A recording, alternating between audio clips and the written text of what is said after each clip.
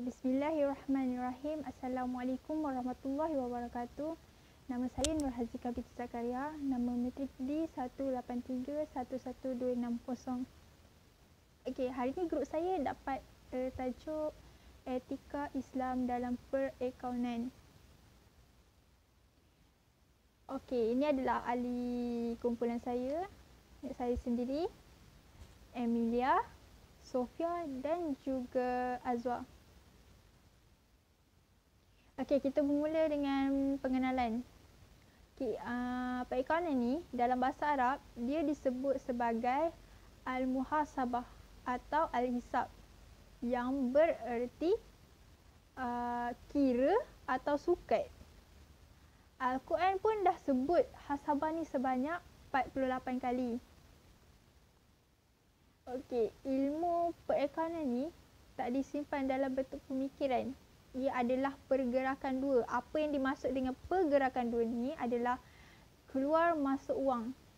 Maksudnya kalau kita buat simpanan, kita akan masukkan wang tu kan. Okay, kat sini kita tak bolehlah masuk je wang tu banyak, kita tak keluarkan.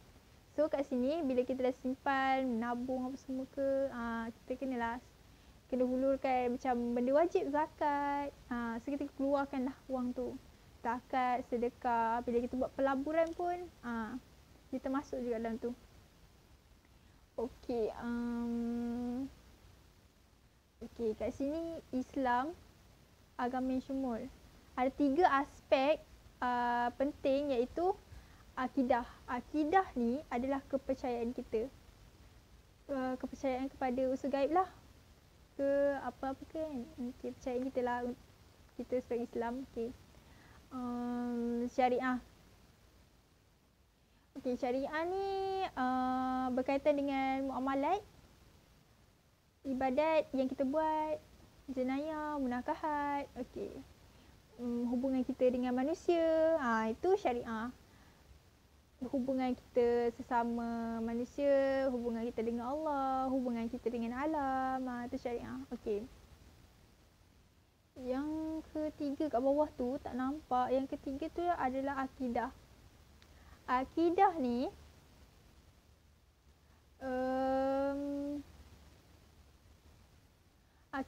adalah tingkah laku seseorang. Maaf ya, kat bawah tu tak nampak. Okey. Akidah ni adalah tingkah laku seseorang. Dan etika lah.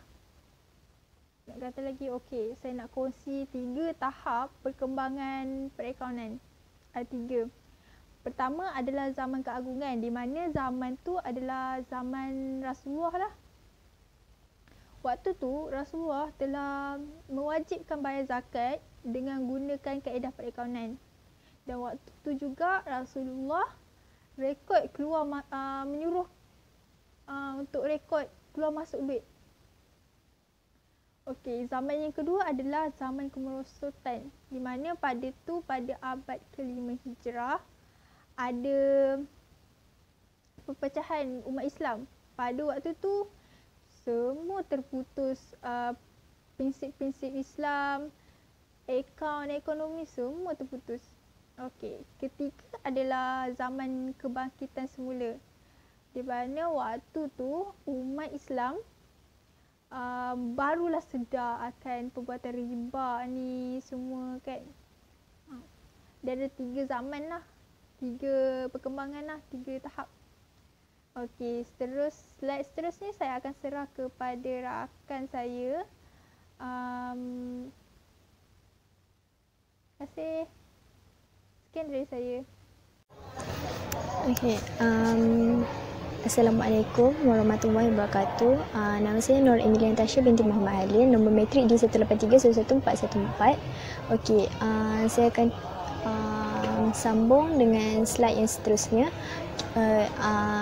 Tajuk dia usaha untuk memperkukuhkan nilai-nilai etika graduan perakaunan. Okey, pada tahun 2013 Kementerian Pendidikan Malaysia telah mengadakan pelancaran Pelan Tindakan Pendidikan Malaysia untuk menunjukkan bahawa kerajaan ni serius bagi meningkatkan kualiti graduan-graduan, terutamanya bakat perakaunan yang dikeluarkan oleh institusi-institusi pengajian tinggi. Okey, setiap pelajar perlu melengkapkan diri mereka dengan pengetahuan, kemahiran teknikal dan kepimpinan, kemahiran diri bahasa, etika, kerohanian dan juga identiti antarabangsa. Selaras dengan satu blueprint pendidikan Malaysia pada tahun 2015 hingga 2025. Okey, dia diterbitkan untuk mengutarakan etika dan kerohanian sebagai salah satu ciri yang diperlukan oleh graduan bagi mengimbangi akhlak, etika dan ilmu pengetahuan. Okey, pelajar ni diharapkan agar menjadi graduan atau bakat yang berakhlak, bermoral, penyayang dan mengambil berat selain menghargai gaya hidup sihat dan pembangunan lestari. Okey, pendidikan dan sektor industri ni dia meletakkan perhatian yang khusus, perhatian yang penting mengenai isu-isu etika. Sebagai contoh, yang International Federation of Accountants IFAC telah mengambil langkah yang serius dalam meningkatkan lanskap pendidikan untuk ahli-ahli profesion mereka pada tahun 2006. Mereka ni telah mengeluarkan satu kertas maklumat mengenai tajuk dia pendekatan untuk pembangunan dan penyelenggaraan nilai-nilai profesional, etika dan sikap dalam program-program pendidikan perakaunan. Okey, maklumat ni dikeluarkan adalah untuk menyatakan nilai-nilai profesional, etika dan sikap profesional accountant. Dan sikap yang profesional accountant perlu ada pada ahli profesional perakaunan IFAC lah. Lepas tu dia terdapat beberapa pasukan penyelidikan projek yang dijalankan untuk mereka mengenal pasti polisi pendidikan etika yang sedia ada daripada badan-badan ahli IFAC. Okey, mengenal pasti isu-isu berkaitan etika pendidikan dan separa struktur temu bual dan perbincangan fokus berkumpulan dengan pihak berkepentingan. Okey, berdasarkan kajian yang dia buat ni, ahli badan-badan dan individu-individu lain menyatakan persetujuan yang kukuh berkaitan dengan kepentingan pendidikan etika dan bersetuju sifat berterusan pendidikan etika sebagai pembelajaran sepanjang hayat. Okey, pendidikan etika ni adalah sangat penting sebab dia adalah satu cara untuk membalas panggilan awam bagi kesedaran etika yang lebih besar. Selain itu, mereka mencadangkan rangka kerja pendidikan etika EEF. Okey, dia ada 4 peringkat pembelajaran. Okey, untuk peringkat pertama iaitu etika pengetahuan. Okey, etika pengetahuan ni dia adalah untuk menerapkan asas pengetahuan mengenai perkara-perkara yang berkaitan dengan nilai-nilai profesional, etika dan juga sikap. Okey, peringkat kedua pula sensitiviti etika untuk memastikan pembangunan calon rasa keinsafan menghayati isu-isu kehidupan sebenar. Okey, peringkat ketiga, dimensi etika penghakiman. Okey, individu dapat belajar bagaimana mereka ni nak menginterasikan dan mengaplikasikan etika pada pengetahuan yang tiba di keputusan alasan dan berinformasi. Okey, dan peringkat yang terakhir, peringkat keempat, kelakuan beretika. Okey, kelakuan beretika ni adalah untuk bertindak ke atas prinsip-prinsip, bukan sekadar percaya di dalamnya, malah melahirkan tanggungjawab akauntan profesional yang bukan sahaja menahan diri daripada tindakan yang boleh memudaratkan orang lain, tetapi secara aktif meneruskan urusan tindakan yang betul. Okey, itu je untuk tajuk saya. Sekian, terima kasih. Bismillahirrahmanirrahim. Assalamualaikum warahmatullahi wabarakatuh. Nama saya Sofan Dirnisha binti Asmaruni Nizam. Nombor matrik di 183-11498. Okey, baiklah, kita akan teruskan pembentangan kita kepada slide yang seterusnya di bawah tajuk nilai-nilai Islam atau nilai-nilai etika. Okey, kita disedia maklum nilai etika adalah ukuran piawaian umum untuk menilai sama ada item-item yang tertentu tindakan atau kata-kata yang baik, berguna, berbahaya atau tercela. Pemahaman terhadap nilai dalam Islam tidak berdasarkan penilaian sebab semata-mata atau penghayatan kebudayaan perubahan semata-mata. Sebaliknya, mencerminkan keperluan manusia berpandukan hujah-hujah yang munasabah yang berasal daripada Al-Quran dan As-Sunnah. Jadi kita teruskan kepada slide yang seterusnya, iaitu di mana slide itu ada beberapa ciri atau nilai etika. Jadi ciri-ciri etika Islam membezakan dirinya daripada orang lain yang memberikan tarikan sejagat dalam semua peringkat umur dan persekitaran dan dalam semua keadaan.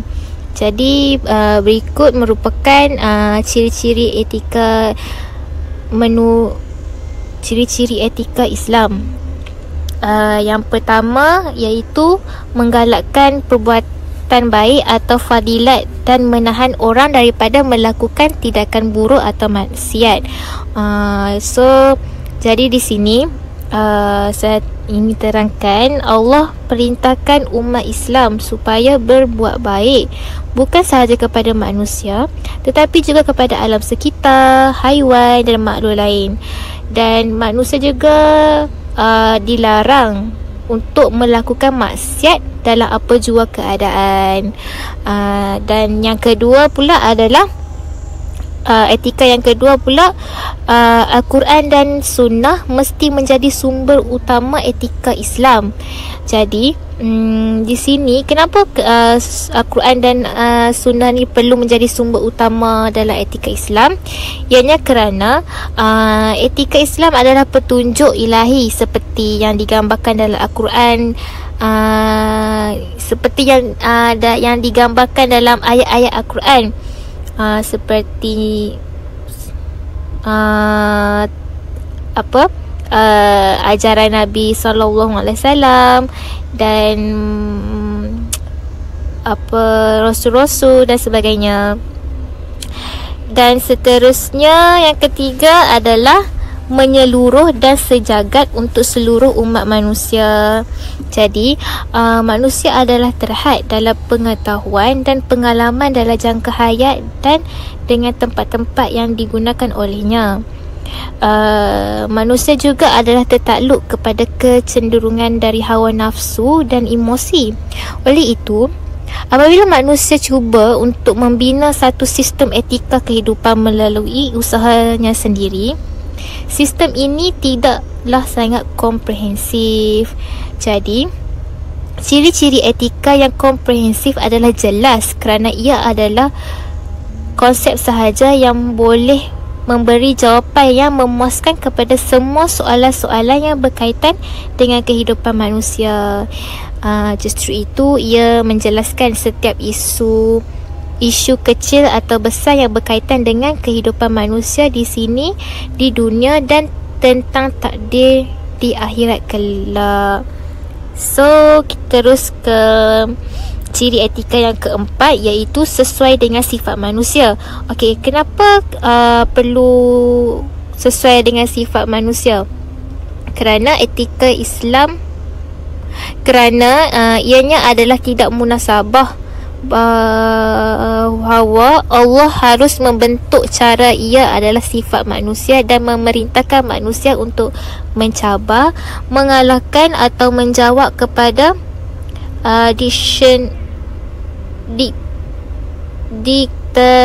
dictation yang sebegini. Islam juga mengiktirafkan kecenderungannya yang semula jadi dalam manusia dan menarik had tertentu yang memenuhi mereka. Jadi, had adalah penting untuk melindungi kebaikan masyarakat secara keseluruhannya dan individu ahli-ahli yang lain. Dan yang terakhir adalah ciri etika yang terakhir merupakan konsisten ataupun tetap. Okey, etika Islam mengandungi realiti berubah atau kekal tertentu dan ia kekal di bawah prinsip asas yang kukuh dan tetap. Lain-lain sistem etika yang diasaskan oleh orang-orang yang berada di luar garis panduan Allah sentiasa berubah dalam prinsip-prinsip dan kaedah-kaedah manusia. Oleh itu, pergerakan manusia dan pembangunan tetap berpandu dan bukannya menjadi rawak dan huru-hara. Sekian, itu sahaja daripada saya. Assalamualaikum warahmatullahi wabarakatuh. Assalamualaikum warahmatullahi wabarakatuh. Nama diberi Nur Syahira Azwa binti Kamari, nometrik D18310896. Saya akan menerangkan tentang tajuk etika dan pendidikan perakaunan. Etika dan pendidikan perakaunan berasaskan dua bidang, iaitu nilai-nilai trust integrity, kecekapan dan objektif. Yang kedua, komitmen untuk menjalankan perniagaan dengan cara yang akan mendukung kepercayaan orang ramai. Objektif pembelajaran ialah untuk mencapai pengetahuan etika, hujah etika atau moral, meningkatkan etika membuat keputusan atau penghakiman, meningkatkan etika membuat keputusan atau penghakiman, memastikan pelajar-pelajar akan dapat mengenal pasti isu-isu etika dan sebagainya.